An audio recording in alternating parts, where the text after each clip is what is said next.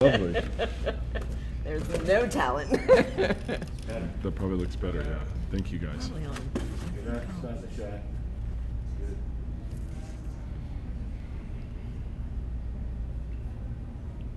Okay. Okay, we are ready to go live. Grace and Grit.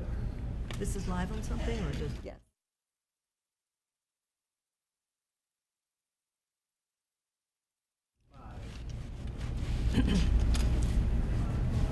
Hello everyone and welcome to the Sedona International Film Festival. I'm your host Carol Kahn. We are coming to you live from the Sedona Performing Arts Center and also on Facebook Live.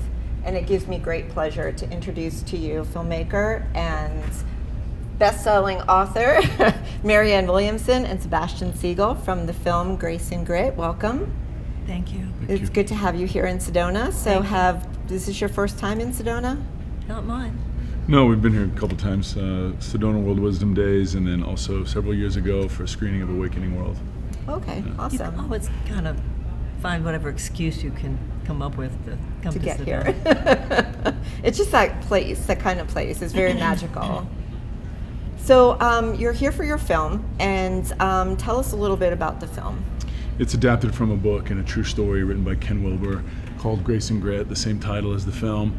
And it's ultimately a story about transcendence and about how love transforms us.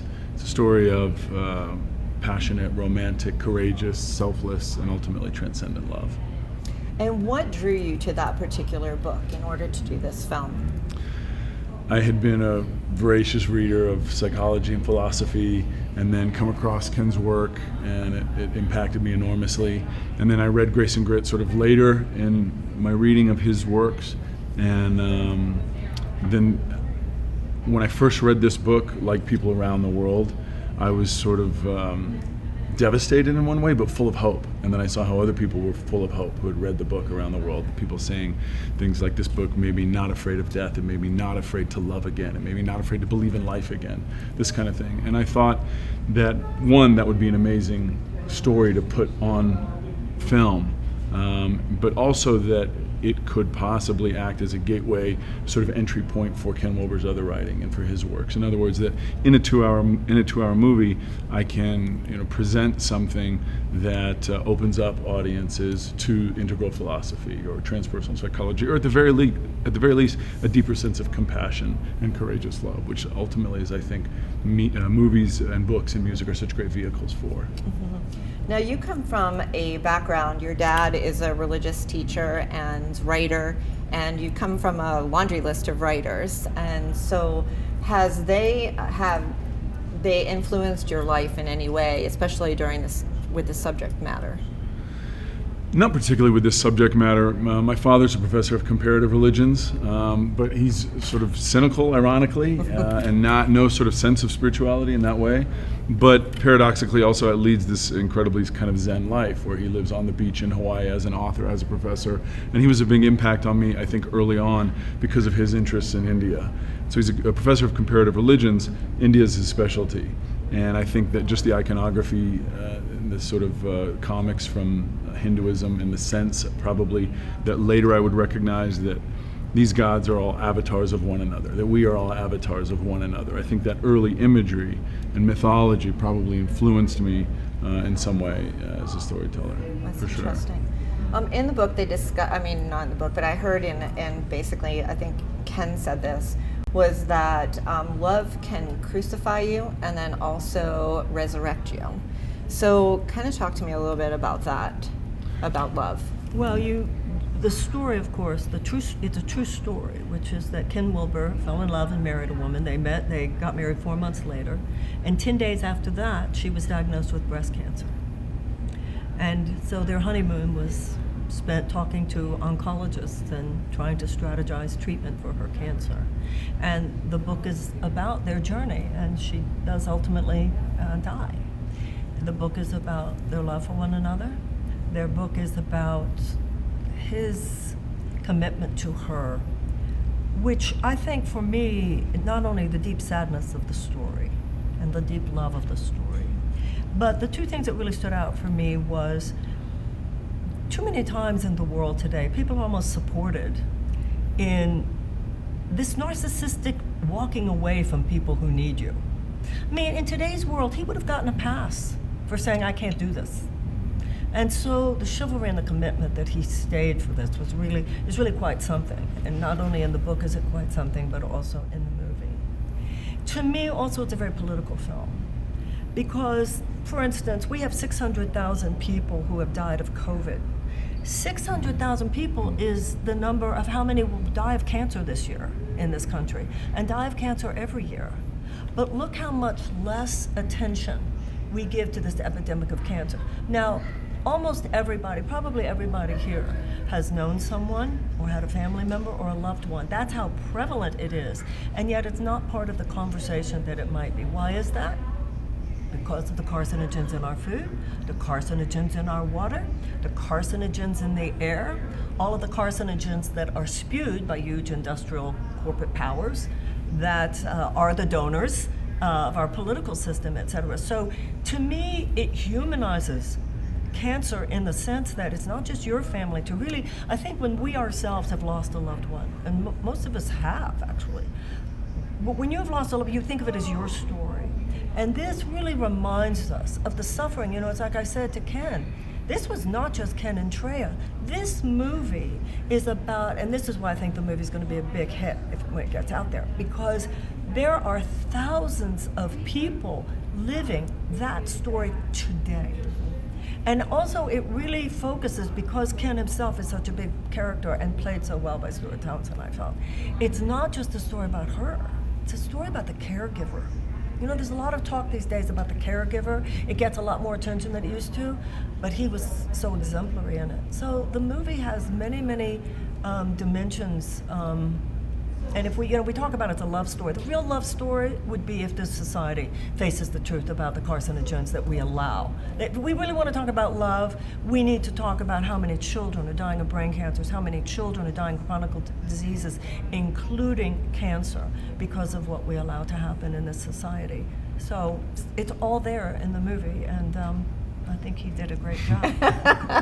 I told him, I said, actually. You know, I said to Sebastian, as someone who knows him, and anybody who knows Sebastian, he's been talking about this movie for so long. I mean, you know, if you live particularly in Los Angeles, everybody's talking about their movie, right? And I never doubted his commitment, and I never doubted his ability. But I had read the book years ago, and I had concerns because I thought, oh no. You know, I think A Simple Love Story is the hardest movie. Is that, you know, it could have been cheesy. It could have been, oh, you gotta laugh at that scene, or, you know, but it's not. And I feel that the fact that the movie leaves you just so purely sad is a great testament to Sebastian.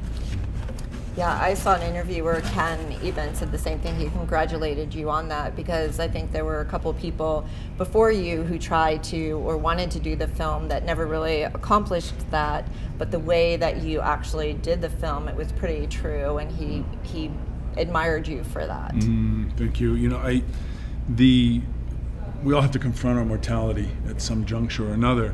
And I think any great love story, whether it's Titanic or Grace and Grit or Love Story or Romeo and Juliet, the confrontation of that mortality and the recognition that we only have an instant left sometimes gives us the courage to appreciate life more deeply. And in the credits in this film, you see some footage of Treya and of Ken also, and there are sort of words about it. But that's where the hope lies, in confronting our mortality. As Marian's saying also, the real love letter is how do we appreciate one another more? How do we take better care of ourselves and our society culturally, having this sort of I-thou relationship, seeing the sort of I of spirit or God or whatever in one another. And I think one of the things I wanted to articulate as a filmmaker in this is that when we can get to that place where we know that we have one instant left, that gives us the courage to say, you know what, I don't care what the pragmatism is here. I'm going to step up and do this outrageous thing. In other words, in Titanic, for example, it's not really a story about a boat going down, right? It is, very much so. But ultimately, it's that boat going down that allows these two people who wouldn't have had the courage to step up and love one another, say there's urgency for us to love one another. And one of the things that's written in this book that I think people have been inspired about around the world, that I wanted to be sure to carry that line in the movie, is this urgency to love, right? That we can all love romantically, we can all love passionately. to love selflessly and courageously and ultimately transcendently, that's where we really grow. And these two human beings grew enormously because of that commitment, or rather surrender to love, to really fall. And I love that term, fall, in love, to fall, to surrender the little me to get out of the way, to allow the big me to come through, the big us to come through.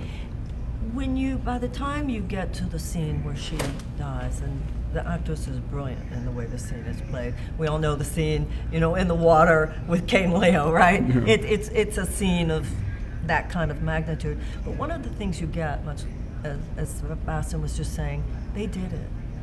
They did it. And he could let her go knowing he had walked every inch, every moment with her.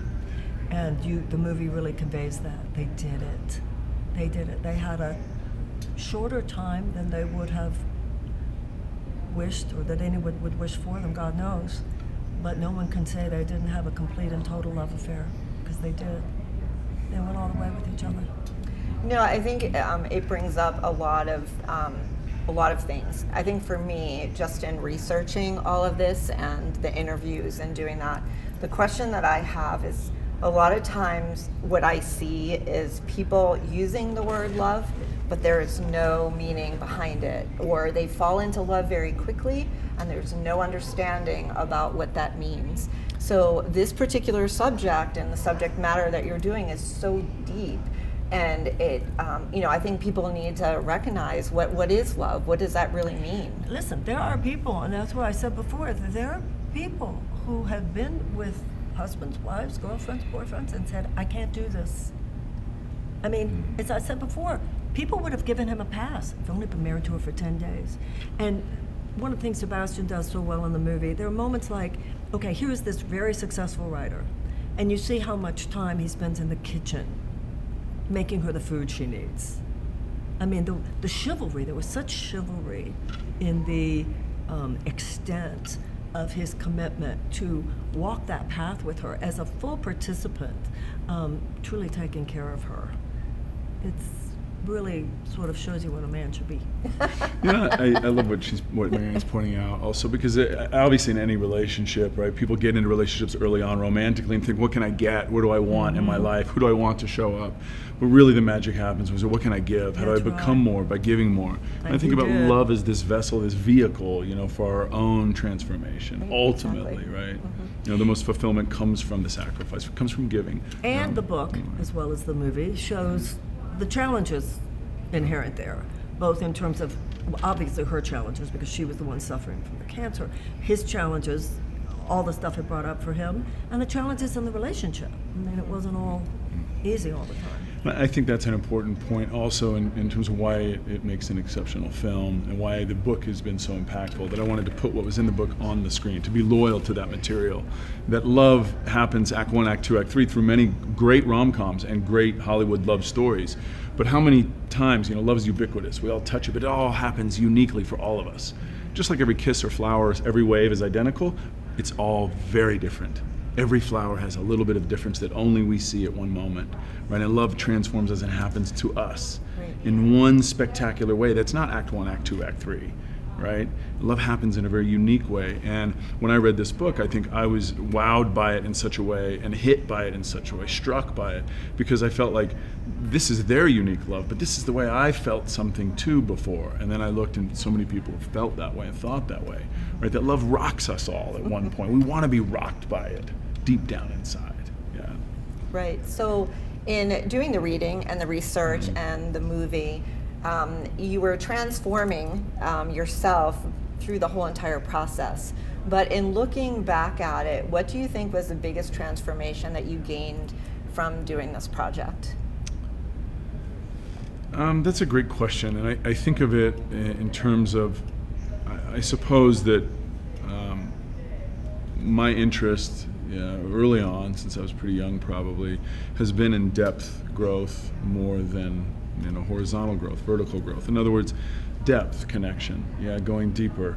And I think that in a society where people are looking for just a new experience, in other words, i.e. to tie that into relationship with a vocation or with a person, looking for the next person. Once it gets tough, I'm out of here. Let me get the next person. As Marian was saying, somebody's ill or they need me to step up, I'm done. There's something more convenient around the corner. My interest has been in depth, not for a moral reason, just because that's where the excitement is for me. I want to be connected with humans on a deep level. And I think that that's been ongoing. When it came time to make this into a film, I think of it very much as a craftsman, just as a cabinet maker. I try to make things, I do an enormous amount of prep, enormous amount of, in every department across, as a writer, as a director, as a producer. And so it just comes back to saying, listen, I want to enjoy this, I'm going to give this my all, I'm going to have total integrity and loyalty to this, and giving it myself. So in terms of the transformation, in that greater process, just a deepening, to it. But it's Well, just it's it also- seems like reaching another level, right? It's Of also growth. got to feel so satisfying to you that you did this. I mean, this has been years. Anybody who knew Sebastian, I'm going to make this movie, go Grace and Grit. If you rate Grace and Grit, I'm going to get the actors, I'm going to get the money, and then you did it. Okay. That's Listen. got to be transformative. You wake up every morning, I did it. Come on, admit it. No, I appreciate that so much. What both of you are saying, and I do, and I suppose it's so wonderful for me to hear that and to feel that Yeah. from both of you, because I don't, in some way, I have a sense of it. Yes, right. But then there's another way where I think that there was this omega point pull sort of to evolve when I started reading Ken's work, that I felt like I knew we would meet. I knew we would be simpatico. And then when the film came, I didn't choose it. In other words, it wasn't like a stone that I was trying to heave uphill. It wasn't like I've got to go out and make this movie. It's impossible to make a movie. I was like, I'm the one that has to tell this. Friday, there's an amazing wedding or funeral or party or whatever, and next week, I got to skip all those things, because my duty is, there's a deeper duty that I have that it means putting this on screen for whatever reason. I felt like I was called, that this spoke to me, that I had to do it. And so in the doing of that, I knew it would. And even in my first correspondence with Ken, I said, look, I know a lot of people have come before me to do this. I give you my word, this will happen. I'll die or it'll happen. But if I'm still alive, it's still happening. And if I'm dead, then it's happened. Okay? So, in that sense, And not you out made of it confidence, happen. just out of oath, out of just saying, like, look, we've got to get across this ocean or through this desert or other things. And I think every filmmaker, and one of the things I love about being here at Sedona Film Festival, one of the most amazing film festivals in the world, is that you have this kind of filmmakers who say, listen, my story is so important. Yeah, I was talking to a woman last night who was making a movie about autism, and in a different key, I think it's called. And her dedication to it because of her son is spectacular, right? Like, why do we write a book? Right? Why she's, so many people around the world have been transformed by Marian's writings that are coming through, that there's this oath, this discipline. Why do we make a movie? Why make a love song?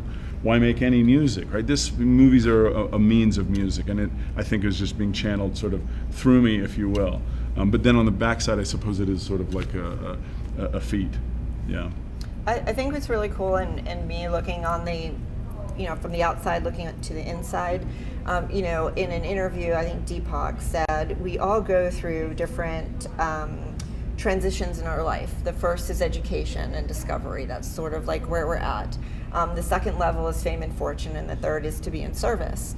And so, for me, just watching what's happening here with this particular film, you're surrounded by so many wise people with wisdom, Marianne and Deepak and Ken.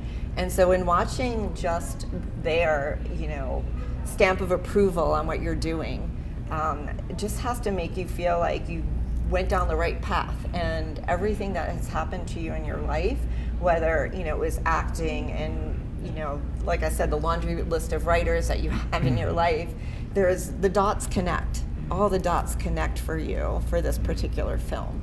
So just from looking from my perspective in, it's just a beautiful thing that seemed like it was meant to happen for you.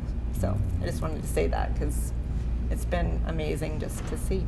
That's beautiful. Thank you for that. And I think there is a synchronistic, I think, synchronicity is something that the more our eyes are open, the more we start to see things that seem coincidental but are actually synchronistic.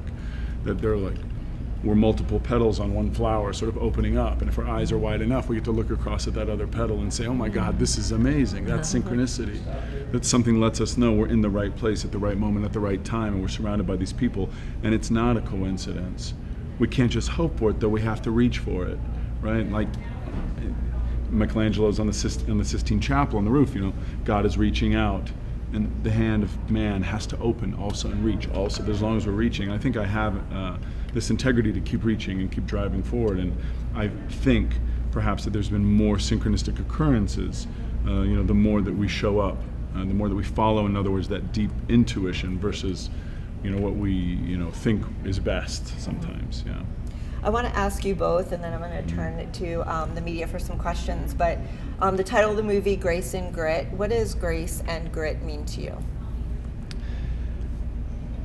In her book, right, and in this writing, she's saying that it takes grace and it takes grit, right? And I think that applies to beating an illness, any high calling, whether it's a vocation or loving in a relationship, that everything we do in life requires a certain amount of roughness and toughness and grit to get through it. But it has to be juxtaposed and tempered and celebrated and sweetened also with grace. No matter what the news is on the other side of that, I'm not going to have equanimity because it's going to make me feel better or because it's the right thing to do. I'm going to have equanimity because ultimately I'm this vessel, I'm this vehicle of which spirit or God or whatever the thing is coming through. And if I'm supposed to be crucified today, if I'm supposed to be step on a thorn today, then let it be. Let it be. That grace and grit to celebrate both. That the honey and the salt both make the cake sweeter. Awesome. And Marianne? Well, you're talking about two people who walked through one of the most horrific experiences that life has to offer. It takes a lot of grit. We're talking chemotherapy. We're talking about having cancer. I mean, it's as banal and gritty and awful as you can imagine. And yet there was the love filled with grace that kept them together, kept them facing the experience together.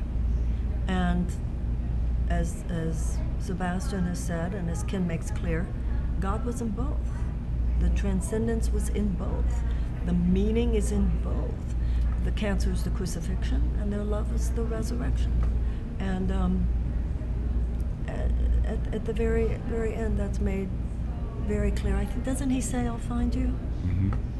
I promise. He says, "I promise I'll find you." And he had said towards the beginning of the movie that there had been some reference to perhaps having known each other before, and in the very end he says, as she's dying, he says, "I'll find you." Because she says, it's interesting, I'm going to give the movie away. Spoiler alert. That's right. You got it. But she reached that happy transcendent space, but she said, "I don't want to leave you." And he said, "I'll find you."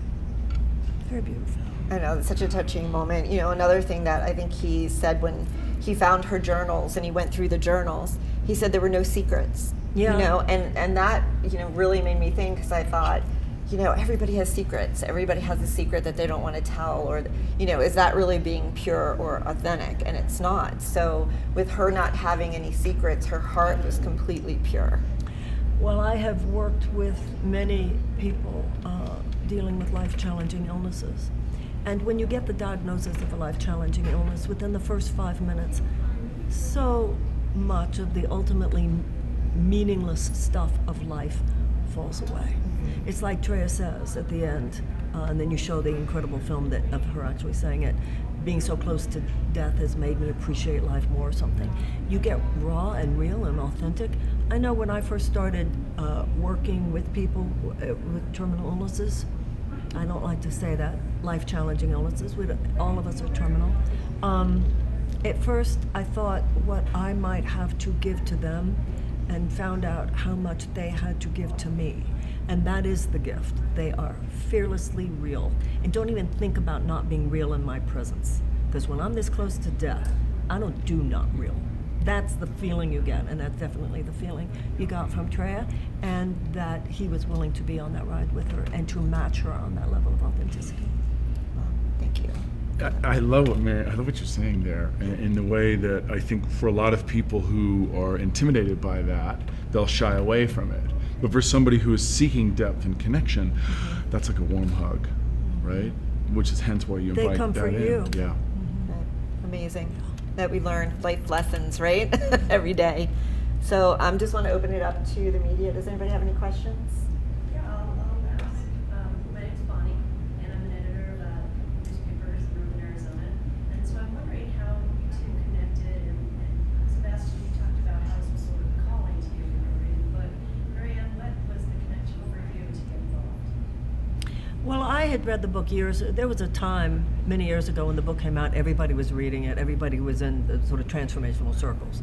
You and I met through Francis. Yeah. We've just been friends for a lot of years, and like I said, if you knew Sebastian, you'd heard about this movie he wanted to make based on Grace and Grit. You couldn't escape it, so it wasn't subtle.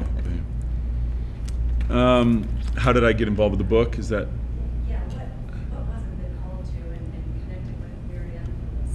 when I was reading Ken's work for a long time, yeah, and then when Marianne and I first met, she had knew him also and read enormous amounts of his work, and I was reading Marianne's work as well, and we were simpatico on many levels. And then when I started with Grace and Grit as a film, when I first read it, I didn't have a sense that I would participate in it as a movie in any way.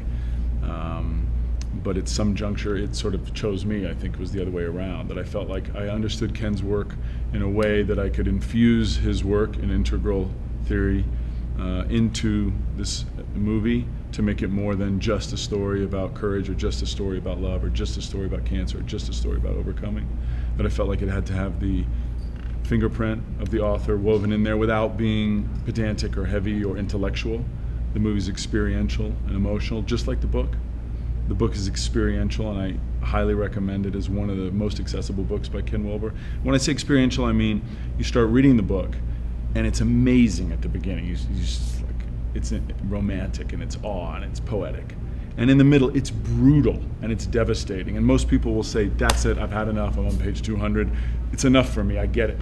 But you don't get it, because it's not a book to get up here. It's a thing to feel, right? Which has to be tasted, which has to be felt. And then you get to the end, and you're like, oh my God.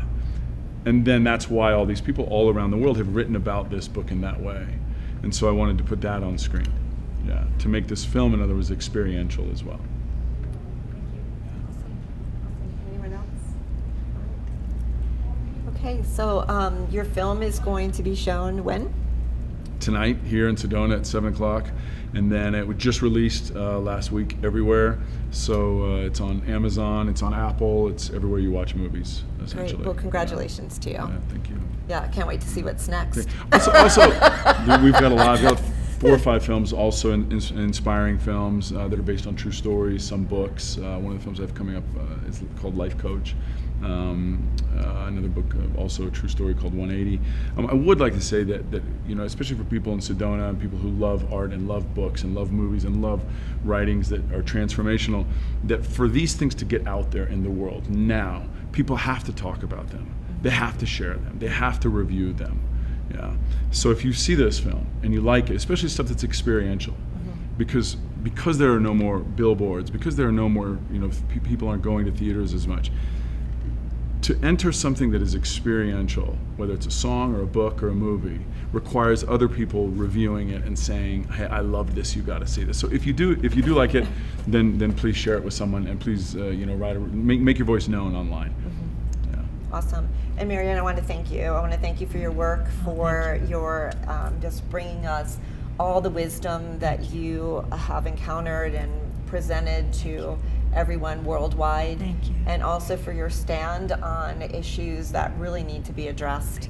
I just want to say thank you for all of that. I appreciate it so much. So it's such a pleasure having you both, and Thank you. look forward Thank to you. seeing you in here, Sedona, and the film festival. So thank you so much both for being Thank here you. with us. Thank you. And we'll be back with more from the Sedona International Film Festival after this.